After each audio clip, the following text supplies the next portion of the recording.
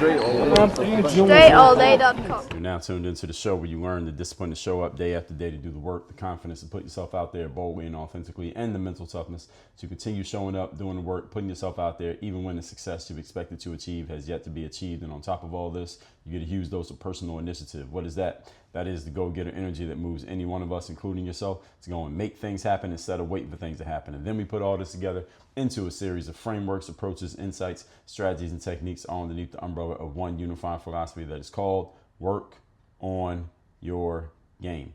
My name is Dre Baldwin, also known as Dre All Day, and welcome to the show. And today's topic is, it's not that easy.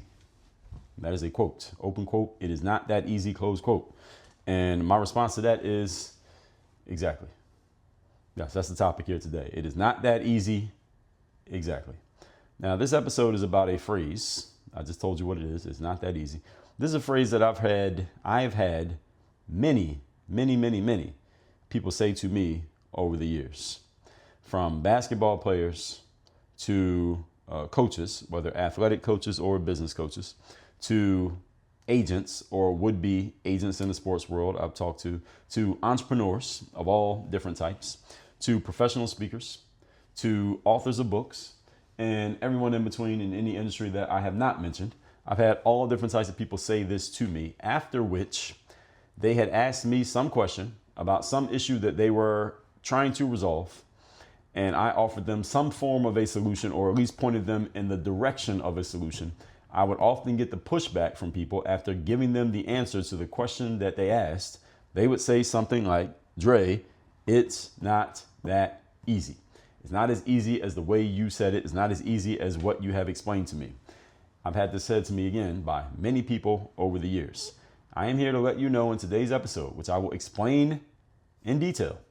I'm going to let you know that I very much understand and have understood when people say it's not that easy. I agree with you that it's not that easy. That's the point. And today I'm going to explain to you why that's the point, that it ain't that easy. And substitute that it for whatever you're trying to do right now. It's not that easy. I know. I agree. And let me tell you why I agree. Point number one. Today's topic, once again, is it's not that easy. Number one, the third law of economics. By now, all of you should know what it is. Everything has a cost. All right. There is no such thing as a free lunch. All right. This is episode number, I believe that was episode number 3261, but let me double check that. Yes. Episode 3261, third law of economics. Everything has a cost. So every time I've had someone tell me that something is not that easy, you know what they immediately follow up that statement with? You want to guess? Just think about it. Think about any aspect of your life in which you have been told or shown something that could be done, and the person explaining it makes it sound really simple, really easy. Marketers are pretty good at this, making whatever they're selling you sound really, really easy and really, really simple. That's part of the job. You got to make it sound simple, because if it sounds like work, nobody's going to sign up. But if it sounds easy, people will sign up. So I just saw a friend of mine today, a post he had put on social media. I don't know if this is an ad or a post. It looked like a post, but he should make it into an ad because it was actually very well done. He was showing off his living space and showing that he has this view and that view and this balcony, and showing these things off. And he said, well, the reason I'm able to have these things is because I used to do my business this way. Now I do my business this way. And if you want to do business like me, so you can, and he didn't say this, but you want to ostensibly, what he was alluding to, if you want to live the way that I appear to be living in this video, all you got to do is the same thing that I'm doing. All you got to do is leave this comment, and then I'll send you a link and get into my program, et cetera, et cetera. It was a sales pitch is what it was. And I know from firsthand experience, not with this individual person, but from firsthand experience, that no program is that simple to get from wherever the average person is to where he is purporting to be, that it ain't that simple. It's never that simple. But again, in marketing, you have to make it sound simple. Otherwise, you won't sell anything. So anyway, the third law of economics is that everything has a cost. Now, that doesn't mean that the guy's lying. It doesn't mean that you cannot become successful like him. Now, hopefully, whatever he's teaching, it actually works if you follow it. But is it as simple as he made it sound in the video? Of course not, because the video is like 2 minutes long. So did it take him 2 minutes to get there? No, it didn't. All right, it only take 2 minutes to get up the elevator in the building where he's at, because I know where he's at. Anyway, everything has a cost, folks. Okay? So whenever someone tells me it's not that easy, I always follow that up by telling me all the difficulties that they know of, however it relates to them, and things that I maybe have simplified and made sound less challenging than they actually are, at least to them. They just start explaining to me why it can't be as simple as I've at least the way that they think that I'm making it sound. Now, I understand their position and I understand their possible frustration. The third law of economics is the point, which you already know very well. Most people do not know the three laws of economics. You know them very well. Everything has a cost. What does this mean? It means that anything you want to do, and the more valuable the thing is that you're looking to do, the harder it's going to be, the longer it's going to take, the more resources it will require, and the fewer people who will be going after it because of these exact same demands. Anything big you want to achieve, there are demands that will be made of you in order to achieve it. It's going to be hard. It's going to take long. There will be resources required. And not a lot of people are going to stick to the plan simply because of all these things. So if you end up getting it, it is very valuable just for the fact that so few people have it, because so few people were willing to pay the cost. Now, I just talked to you yesterday about how crisis speeds things up. And crisis can speed it up, but that doesn't mean it happens at the snap of a finger. You still got to do some fucking work. Okay, there's no shortcut to doing the work. I told you that as well. There is no shortcut to doing the work. Now, you do the work with the right energy and the right order with the right strategy, you can achieve your outcomes faster than if you did it without those things, but you still have to put the work in. All right, you cannot circumvent the effort. Okay? So the real question here is not whether or not if something has a cost or if it's difficult. The question is if you're willing to pay the cost. That's the actual question. All right, don't tell me how difficult something is. Just tell me if you're willing to pay for it. Because if you're willing to pay for it, then we can work. If you're not willing to pay for it, then we can't work. So what are we doing? This is an open question. I'm asking everybody in here. What are we doing? If you ain't willing to pay for it, what are we talking about? So many people look at things from the outside in when they see someone else who has achieved a certain level of success. And then you get this false belief that it must have been easy because the way they talk about it makes it sound easy. I just explained to you that this is the whole game of marketing. You got to make things sound easy. Otherwise, you won't sell anything. Everything worthwhile has a price paid for it, whether you know about the price or you don't. How many times have I had to say that? Just in the last week, I've said it like 8 times. Okay, so if you haven't heard it, now here it is me saying it again. So make sure you got it this time. Okay. Everything that's worthwhile, there is a price. Okay? Even if it looks easy, understand there's a price. They may not be telling you the whole price because, again, they can't tell you the whole price. That would be marketing suicide. But there is a price. I just know that there is. Just a question of, are you willing to pay the price? Whatever it is, even if they ain't telling you what it is up front. I've joined plenty of coaching programs, invested tens of thousands of dollars, and I know every time I join a program, I know it ain't as simple as this person's making it sound. I am just willing to do whatever the hard part is that I know they're not telling me. I already know they're not telling me the hard part. And I don't even ask them what the hard part is before we do it. I say, all right, let's do it. And I'll find out the hard part when we get in it. I just trust that this person's going to walk me through the hard part. I'm not guessing that there's not going to be a hard part. That's not a thing. It's just whatever the hard part is, I trust that this person or this program that I'm signing up with is going to help me work through the hard part. I know there's a hard part, though. It's just a matter of what is it. There's no industry, no job, no career, no goal, no accomplishment that's worth anything that does not have a hard part. Okay, everybody listening to this, if you're a professional at what you do, there's a hard part to you becoming who you are, or having become who you already are, or becoming what you're about to be. There's a hard part. It's just a matter of, are you willing to do it? It's not a matter of if it exists. Point number 2, today's topic, once again, is it's not that easy. And the answer is exactly, I know. Number 2, if it were easy, everyone would be doing it and everyone would have it, and thus it would not be valuable. Have you heard that before? If it were easy, everybody would do it. Everybody would have the outcome, and nobody would care about that outcome because who cares? All right, it's easy. Everybody can do it. Scarcity, ladies and gentlemen, makes the value of a thing increase. Too much circulation of a thing makes its value go down. We talked about a couple days ago about being a high value woman. You know what makes one thing that makes a high value woman? I mentioned it, is your sexual history. All right, the scarcity of sexual history makes your value go up. All right, the circulation of your sexual history makes your value go down. Is this true or is it not true? Every man listening to this is nodding his head, even if he may not want to say it out loud. You might have your woman in the car with you while you're listening to me. In simple terms, we value things that not everybody can have and that not everybody can do. Simple as that. All of you have heard the saying, everyone having a seat at the table. You've heard that before? Everybody has a seat at the table. Now, I actually don't agree with this concept because any table at which everybody can sit, I don't want to be there. I want to sit at a table that everybody can sit at. Why am I there?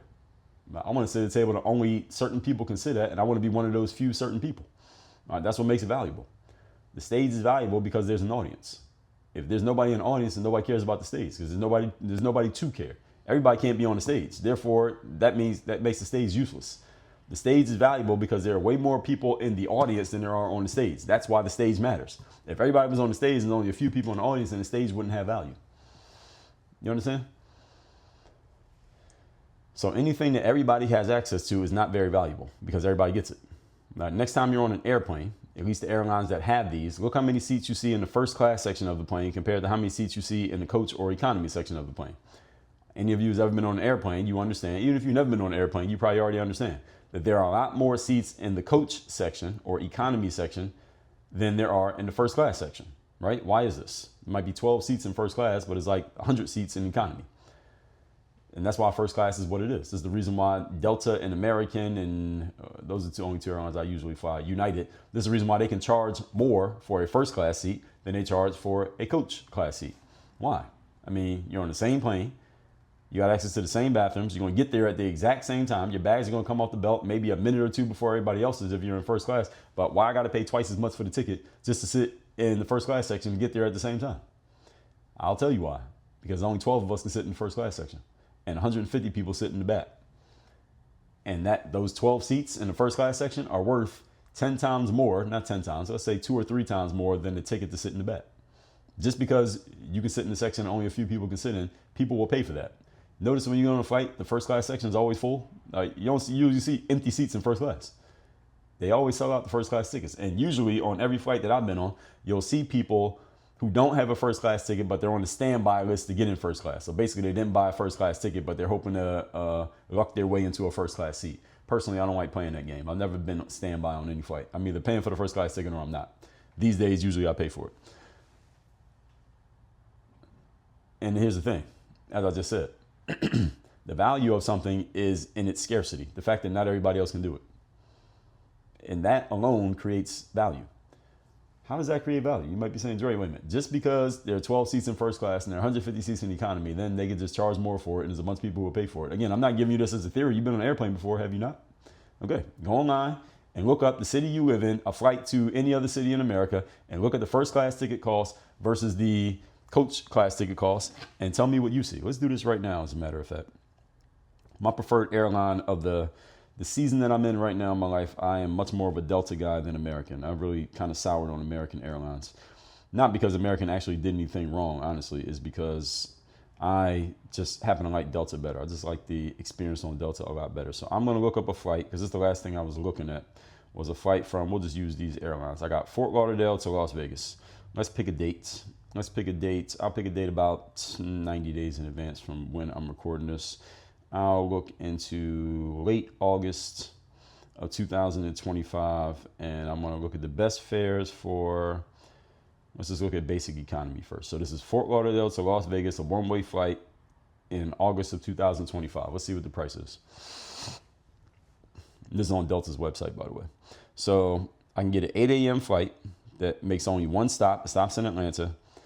And I'll get to Vegas by 11:59 a.m. That's actually a pretty good flight. 12 o'clock, I'm in Vegas. Not bad. $149. That's actually a pretty good flight. Now, I personally prefer a non-stop flight. But with Delta flying to Vegas, they usually almost always stop in Atlanta simply because Atlanta is a big hub for Delta Airlines. If I flew American, they probably have a direct flight. So I'll probably go American with this. But let's just keep it there. So $149 for this 8 a.m. flight to Vegas, right? All right. Now, let's look at the seats. So I'm looking at the seat chart on Delta's app. Seat map is loading.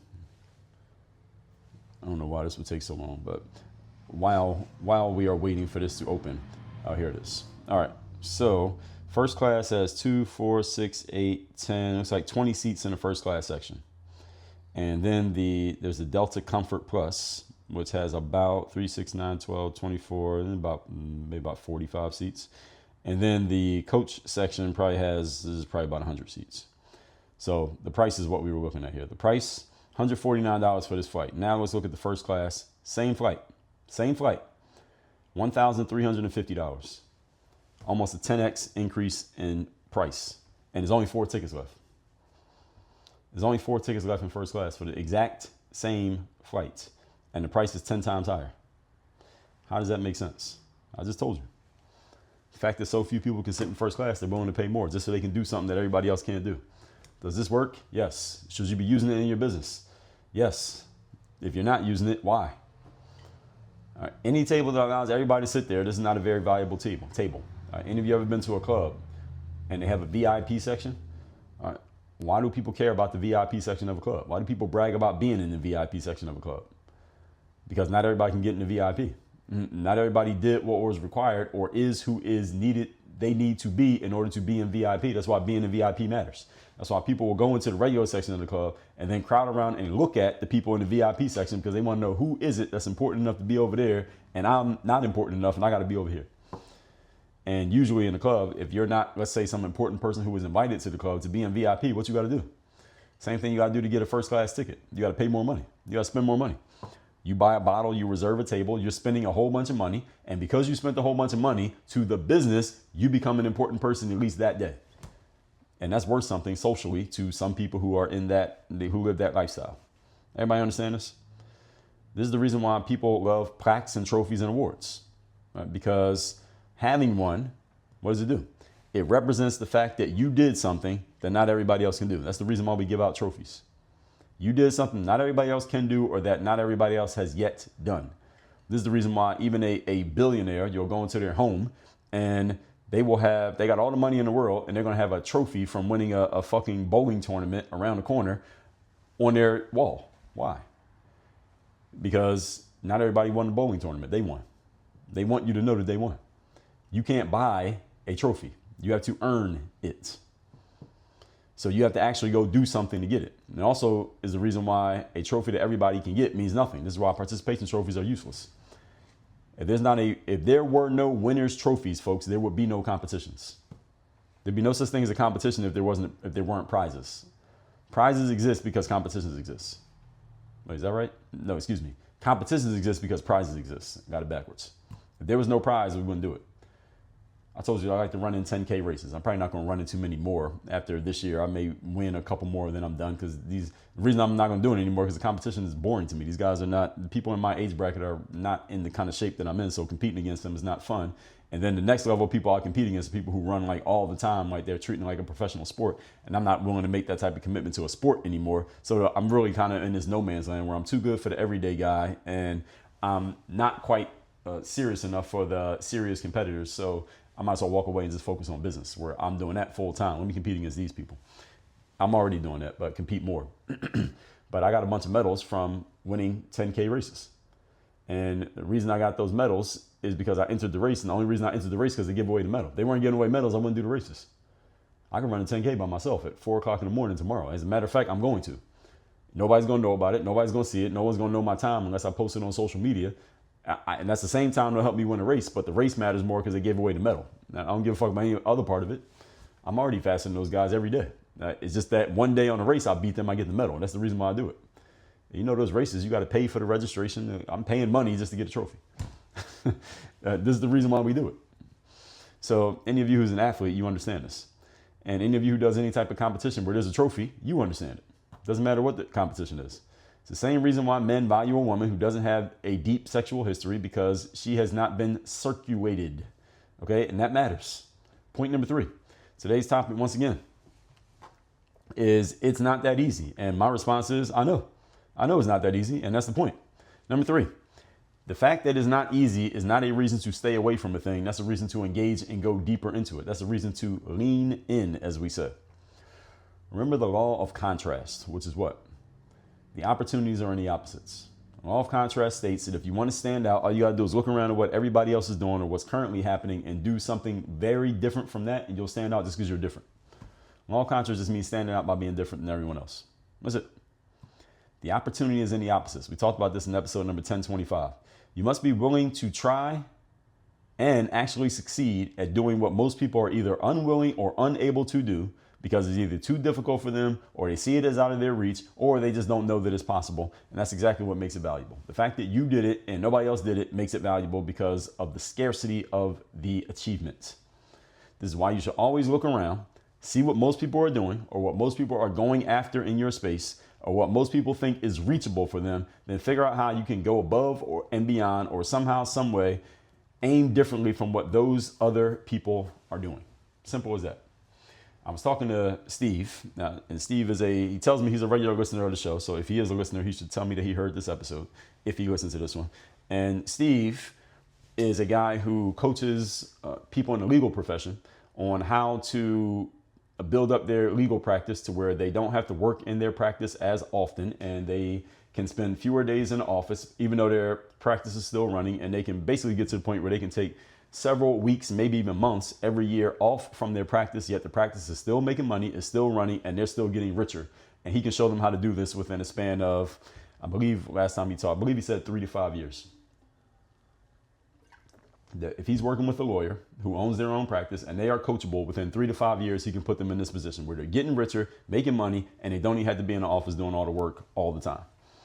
I'm telling you all that to tell you this, because I was also asking him, well, he kind of offered it. I don't remember if I asked him or he said it, but he said those who are not that coachable and they want to do things their way, it might take them 10 years to get it done. But those who are coachable, they can do it in 3 years if they're coachable. And being coachable, being a coach myself and having been an athlete myself, I know exactly what he meant when he said coachable. I didn't ask him this, but Steve, if you're listening, you can let me know that this is what you meant. Coachable means he's going to have them do some things that they probably wouldn't think of doing or might be a little bit uncomfortable doing. And those who are willing to get into that discomfort, they get the outcome quicker. And those who are not willing to get to that discomfort, or they take longer to get accustomed to that discomfort, they take longer to get to the outcome. The ones who are willing to get uncomfortable, they get the outcome faster. Those who are not willing to get uncomfortable, at least not at first, they get the outcome slower. Why? Because they're willing to do things they are not willing to do the thing that the other people are willing to do. Let me say that all again and say it succinctly. Okay. So based on what Steve told me about helping lawyers in their practices, those who are willing to do the thing that not everybody wants to do, which is get uncomfortable with the way you are operating your business, they achieve their outcomes much faster than those who are not willing to get uncomfortable with the way they operate their business.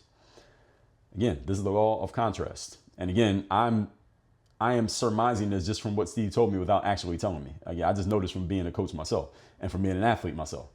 If you're willing to get uncomfortable, as long as you trust the person giving you the instruction, all right, that's important. The person giving you the instruction, if you trust they know what they're talking about, you should be willing to do whatever they say. If you're willing to do that, then you're going to get the outcome. Now, if you don't think they know what they're talking about, then get a different coach. Simple as that. But if you listen to everything, if you hire a coach who's supposed to be helping you and you believe that they know what they're doing, which I'm assuming you did because that's why you hired them, just do what the fuck they tell you to do. Simple as that. And you'll get the outcome. Now, if you don't do it, then who's to blame here? Them or you? The answer is you. So most of you listening to this show, all right, you don't want to be like the masses of people. The masses of people represent what we call the average. I don't think any of you be listening to a show called Work on Your Game if you were trying to be average. And you damn sure wouldn't be listening to an episode called It's Not That Easy and me saying exactly. I'm sure you saw that title. If you're trying to be average, you would never listen to the show. So if you're listening at this point, you're not a person who's trying to be an average person. Congratulations on that. You just separate yourself from 90% of the population just with the intention alone. You separate yourself from most people. So listening to this show, you're not an average person. So let me tell you what not to do. Do not look at what most people are doing as a blueprint for what you should be doing. Right? That doesn't make any sense. Most people are average. We just established this. So that means you should never be looking to follow them. They should be following you. In their minds, at least. They're average, so they're probably not going to follow you when they find out what you really had to do to get there, but they will talk a good game. You should not be following them, though. They should be following you. Now, if you're going to follow somebody, you find the exceptional people. Those are the people you follow, which means most people you can ignore. Do you get it? Never look at them for a blueprint unless you're looking at them for a blueprint of what not to do. See, one of the reasons that I pay attention to things that average people say is because I then use them for material to point out their bullshit on platforms like this show right here. I'll point out the bullshit of average people. And average people say things like, it's not that easy. All right, see how this works? So I got a whole business model of using average people for my own benefit. Not because I'm trying to follow them. It'd be impossible for me to follow them because I'm already in front of them. But you get what I'm saying. And you are too. That's the reason why you're here. One of the reasons I look around and engage with what average people are doing is I can find out what they're doing and thinking, and then I can come on here, I can trash it and destroy it and tell you why it's a bad idea. And I'm kind of joking, but I'm not. And I engage and consume things that average people say and do and think. And I look at the things that people who target average people say so I can understand their line of thinking. And then all I do is flip it around in the opposite direction. And I tell you the opposite. So I look at what average people do and listen to how average people talk and try to figure out how average people are thinking. Then I get the opposite of that. And that's what I tell you here on the show. there, I just gave you the whole plan for how work on your game came about. I'm kind of joking, but again, I'm really not. I look at what average people are doing and I say, okay, here's what all the average people do. All right, now what's the opposite of that? Okay, now how do I explain this in a way that people can understand it? And I answer all three of those questions, and that becomes the material that you hear. 1, 2, 3. Look at the average, turn it around backwards, explain it. 1, 2, 3. Let's recap today's class, which is, it is not that easy. Exactly. Again, this is about a phrase that I've heard many times, many people say to me over the years, athletes, entrepreneurs, speakers, coaches, authors, parents. And my point is, yes, I know. Here's what you do about it. Number one, third law of economics. Everything has a cost. Ain't nothing free. Okay? Ain't nothing free. Anything that is worth something, there is a cost to it, folks. Again, do not be fooled by marketers on the internet, even people like myself, who try to make what we do look and seem easy. Again, we have to do that to get your attention. Understand there's going to be work involved. And if you ain't willing to do the work, do not sign up thinking you're getting a free lunch. There ain't no such thing as a free lunch. Number two, if it were easy, everybody would be doing it and everyone would have it and you wouldn't care. Again, things that everybody has access to, nobody wants. Nobody wants a participation trophy because you know everybody got the trophy. Who cares about a trophy that everybody gets? The answer is nobody. Number three, the fact that it's not easy is not a reason to avoid it, is a reason to lean in. Why? Because here's what all of you need to understand. If you want to be an exceptional person in life, you must somehow, some way, somewhere in your life, do something that most people will not and cannot do. Period. Should I say that one again? I got to say that one again because I like it. If you're going to be an exceptional person in life, you must, at some way, somehow, at some point, do something that other people will not and cannot do, that 98% of people cannot and will not do. You must figure something out. What can you do? What can you do that most people can't do? That's the first thing. And then you want to go deeper? Then what can you do that most people in your space can't do? So let's say you have the ability to, we'll use Steve as an example since I brought up Steve. Steve's a lawyer and he helps lawyers get their practices in order to where they can pretty much take a lot of time off from their businesses while still making money. Basically what most people start a business for, to get some free time. So let's say that you're Steve, you can become a lawyer. First of all, most people ain't lawyers. So he already did that compared to the average person. The next thing you do is you figure out, okay, how can I do things that most lawyers can't do? See, now that's a higher level. Now you're separating yourself even within your space. And that's when you get even higher level. And then you can just keep going if you want to, depending on your level of ambition, how much time you think you got. All of you need to do this.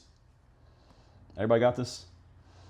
I'm pretty good at this. This is why you should join Work on Your Game University. You want to have me as a direct coach. If you like this stuff that I'm giving you every day, a lot of this is just extemporaneous things that are just coming off the top of my head. You want to get the stuff where we strategize and plan this out and it's specifically about you because we're looking specifically at you and your stuff. Go to workonyourgameuniversity.com. I don't see how you can listen to the show and not want to go to workonyourgameuniversity.com. You can explain it to me, please tell me. All right, but otherwise, I want to see you over there. Work on your game. Dre, all